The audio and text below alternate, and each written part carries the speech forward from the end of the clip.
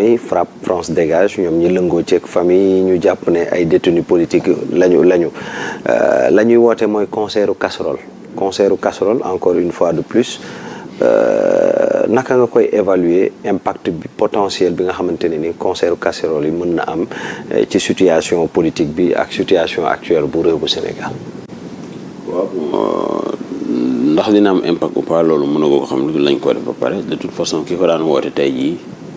moom moo tax ñu woote ko wala moom lañ ko wooteel ak ñu mel ni moom ñu jàpp leen. léegi bu dee ñi ko doon def moom wàññeekuwuñ et que ki ko daan def dafa daan généralement surtout defe naa woote na ko ñetti yoon ñaar yi. surtout bu mujj boobu moom ça a été vraiment un suivi à l'unisson presque. mooy le 15 juillet dernier le jour de son anniversaire investiture. donc bu dee ñi ko doon def moom wàññeeku ki ñu ko doon defal wala ñu koy defal ki nga xam ne moom moo daan woote je pense que war na mën a am impact war na audible war na mën a daj fépp daal léegi nag attendons de voir à l'heure indiquée est-ce qu'il y aura véritablement un suivi ba aussi ba pare aussi tamit li muy jàngal mooy jusqu'à présent les libertés fondamentales de ce pays sont toujours capturées par un groupe d'élites qui ont décidé en fait de prendre en otage notre démocratie. loolu Abdou Latif Coulibaly moo ko bindoon dans un livre je peux dire éponyme maanaam boo xamante ne bii ak li ma wax léegi daanaka ñoo bokk tur. Sénégal une démocratie prise en otage par ces élites donc depuis je peux dire les années 2000 la ko bindoon donc et bien avant et jusqu'à présent ce sont les mêmes combats moom la Sénégalais yi di porter je l'ai dit hier Norbert Zongo bu Burkina Faso nga xamante ne bii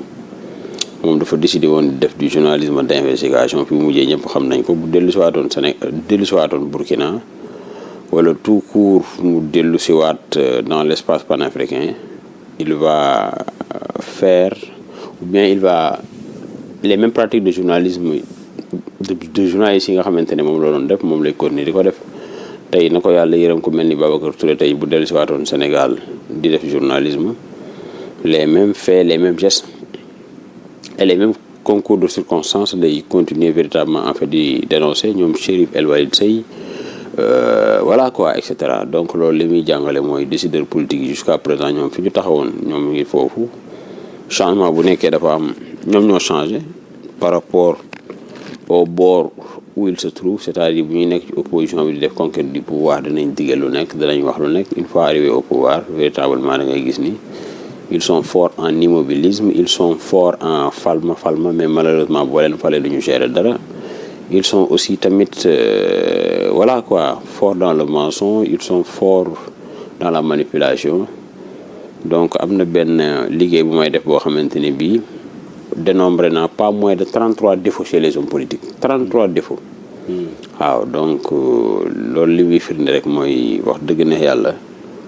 ñi nga xamante ne ñoo ñu waroon gindi bu ñu amee yenn gàllankoor yi je pense que c'est pas demain la veille que le Sénégal l'Afrique de manière générale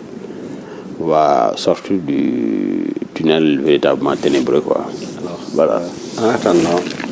Serigne Mansour est-ce que le fait d'organiser encore une fois de plus benn concert casserole moment bi déjà ndax opportun na ak aussi à chaque fois bu ñu defee concert de casserole la suite dañuy gis y a beaucoup de critiques critiques yi nag des fois mën na objective comme mën na bañ a objective mais ñu ciy gën a nemmeeku mooy mara d'Italie jëyee day am rek ñu taafante ko ci concert casserole bi déjà au moment où on prépare benn événement religieux est-ce que le moment est opportun ak également d'une manière communicationnelle je dirais même wala communication ci wàllu communication est-ce que le moment est opportun Mansour waaw mais y a pas de moment opportun pour exprimer la démocratie y a pas de moment aussi tamit inopportun pour réclamer véritablement en fait ces libertés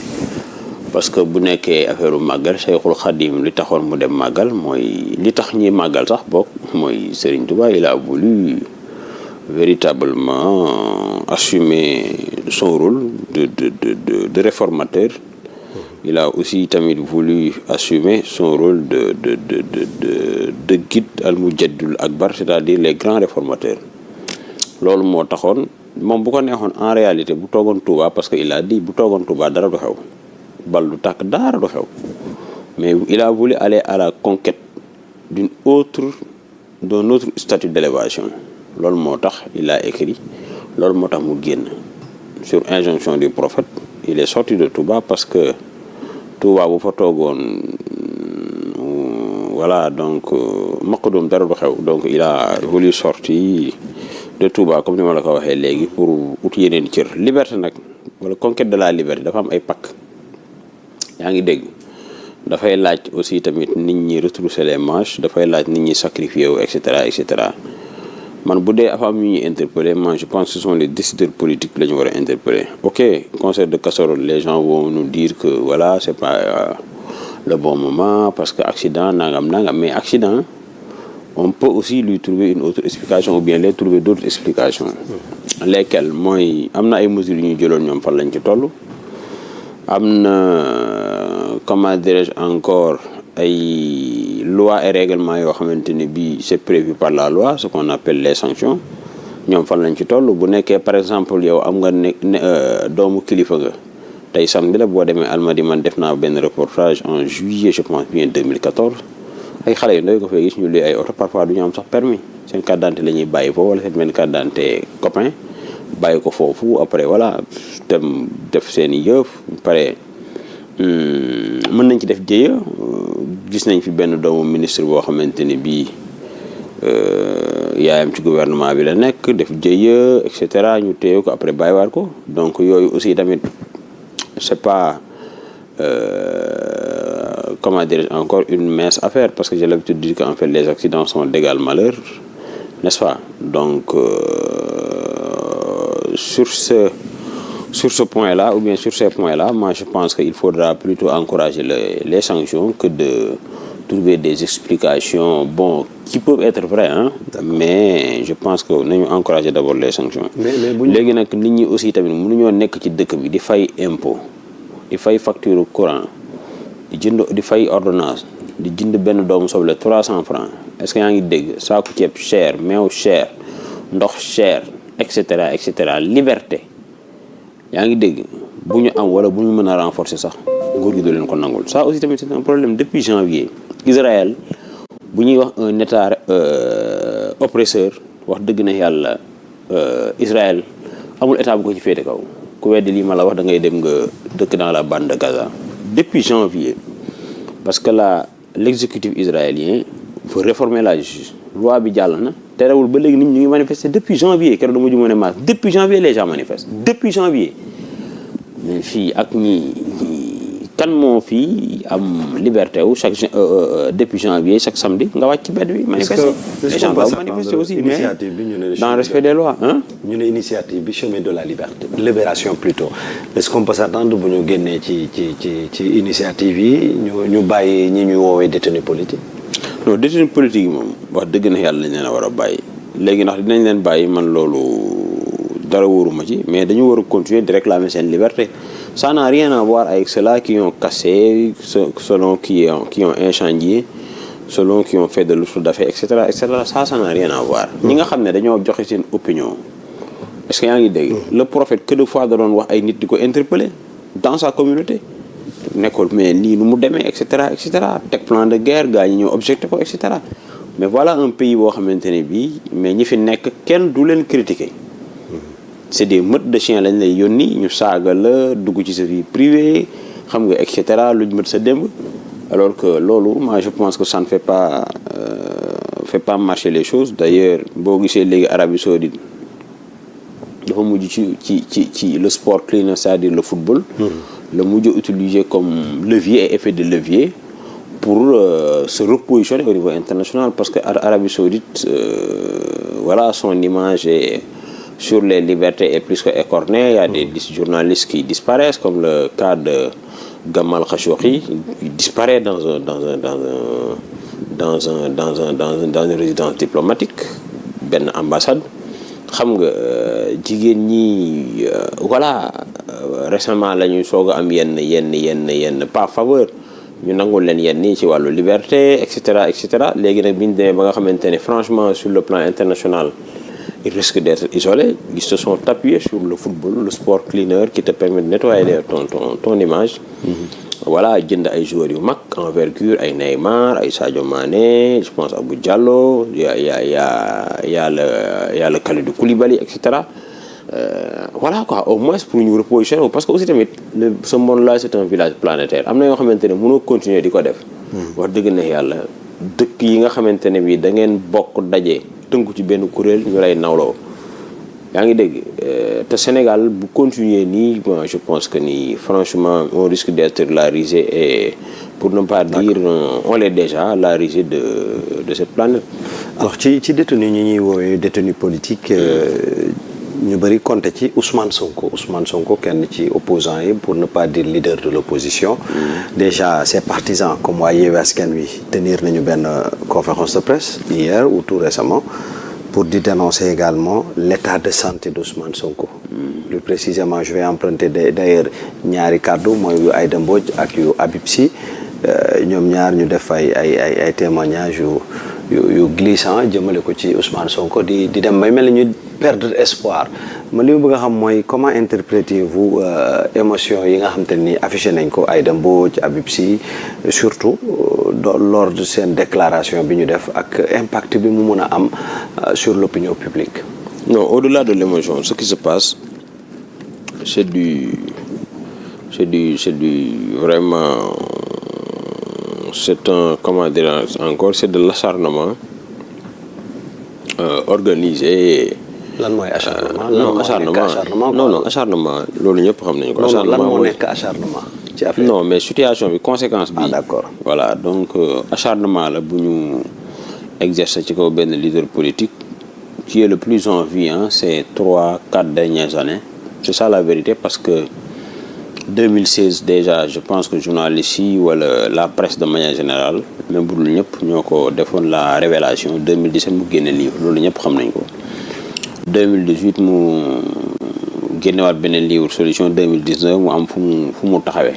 donte amul woon les moyens de sa campagne mais natt na boppam gis ne il a 15%. 2020 Covid bi dugg te bi ñuy woote keroog wax dëgg neex yàlla ñëpp moom lañ doon xool ndax ak di ko xaar ndax dina dem wala du dem donc am na lu mu représenté 2021 ñu def du complot terrestre post-massage yaa ngi dégg donc 2022 ñu dem élection et cetera. léegi comme ñoom ñu ngi woon seen agenda def li ñuy def mais sénégalais yëpp ñi farfale ak ñi nga xamante ne ci benn côté bi lañ far ak ñi nga xam ne bokkuñu fenn xam nañ ni ñu tëralee ñoom seen procédure yi pour jàpp ko wax dëgg na yàlla daara tegul ci yoon ne serait-ce que ce qu'on appelle en fait la présomption d'innocence waaw présomption d'innocence njëriñ li mu am yaa ngi koy gën a xam ci ñoom ci seen yëfu salon de massage bi nga xam ne ñoom ñëpp dañ ne woon viol la juge bi ne leen non man gisuma fi viol leneen laa gis yaa ngi dégg ba tax le 1er juin li xew après le 13 ou bien le 12 juin ñu génne ñoom seen plainte contre X ne X la ñuy visé mais ni ñu doxalee X moom Ousmane Sonko la tudd maire Ziguinchor jàpp nañ ko tëj nañ ko tas partem liquidé ay biens am te ba tey en ce qui concerne l'affaire Pastef mais pour man elle est je ne dis même pas qu'elle est suspensive mais c'est acté non mais attends xaaral rek dama ne elle est plus que en instruction loolu laa gëm parce que arrestation imminente alors que yow li tax nga arrêté ko ab téléphone la donc affaire yi dafa jaxasoo ci bopp nit ñi ba nga xamante ne finalement yow tu peines même à analyser alors que warul demee noonu parce que ñoom ils ne sont pas plus brillants que les 142 universitaires intellectuels et cetera yu taxaw wax ne lii xew nii mais c'est du méga n'importe quoi. On peut leur opposer voilà ñoom waxuñu ci affaire université informer c'est choisir communiquer c'est orienter ok mais c'est de consensus pour dire que ni lakk université kenn d'accord ko man biñ ne dañoo lakk sisti man heure yi ci topp damaa dem sisti mais en fait voilà dem naa fa demaat fa bi ma fa mujj ak biñ ko lakk il y a eu des semaines d'intervalle mais ba tey xel gi dañu woon trop yaa ngi dégg comment dirais-je encore les fumées yi nekk ci mur bi dañagul woon et cetera loolu kenn nangu ko. détracteurs yi loolu la ñu wax nee nañu intellectuels yi du tax àddu. non de toute façon ñoom ils ne sont pas plus brillants ils ne sont pas plus qu'esprit éclairé que ceux-là yi nga xamante ne bii jàng nañ université Cheikh Anta Diop de Dakar wala ñu jàngee feneen nekkoon minute et cetera et cetera ne serait-ce que ñu respecter la présomption d'innocence amaana lii mënoon nañu bañ a indi fii ñu indi léegi nag li ci des nekkul émotion loolu ay fait la c'est-à-dire nit mënoo koo jël denc ko mu ngi mel ni moom li mu bëgg a lekk ak mu bëgg ñi ko toggal ok on va me dire non c'est pas comme ça parce que y a des autres prisonniers en fait de délits communs et cetera mais ñëpp xam nañ ni alxuraan moom wax ne wax dëgg na yàlla am na ñoo xam ne dama leen a jox daraja ñooñu féete kaw ci ñeneen OS nga bëgg ko ak nga bañ ko ci homme politique yi ëpp daraja ci réew mi ci la bokk yaa ngi dégg mu am parcours académique am fu mu jaar ñëpp xam ko kooku mënoo xëy denc ko bëgg koo yemale ak ñeneen ñi j'ai eu dire le ministre mu ne non am na chambre am na salle de bain il est à l'aise am na table à manger am na ventilateur il est à l'aise bon loolu c'est son propos mais wax dëgg na yàlla est-ce que waroon na nekk foofu c'est ça le débat problème bi yëpp mooy est-ce que waroon na nekk foofu jël téléphone parce que man ba tey man jàpp naa ne affaire salon de massage moom pare nañ ci ñoom wala buñ ci parewul tamit bon comme am nañ occasion bi dañ na xaaral ñu taxaw fii mais affaire volu téléphone nga jàpp ci ne tas partem c'est-à-dire conséquence bi yëpp loolu la man dama jàpp ni jël téléphone moo tax ñu jàpp ko tas partem moo tax ñu tas partem moo tax ñu dem xotti ay poster bëggul bokk ci élection yi voilà man jàpp te waa léegi bu dee jël téléphone moo tax loolu lépp am mais ñi nga xamante ne li ñuy sàcc mën nañ ci defal ay industrie de téléphone ñooñu lan la ñu war a def lan lañ leen war a def daa am ñuy sàcc téléphone mais attendez dama ne ñi nga xam ne li ñuy sàcc moo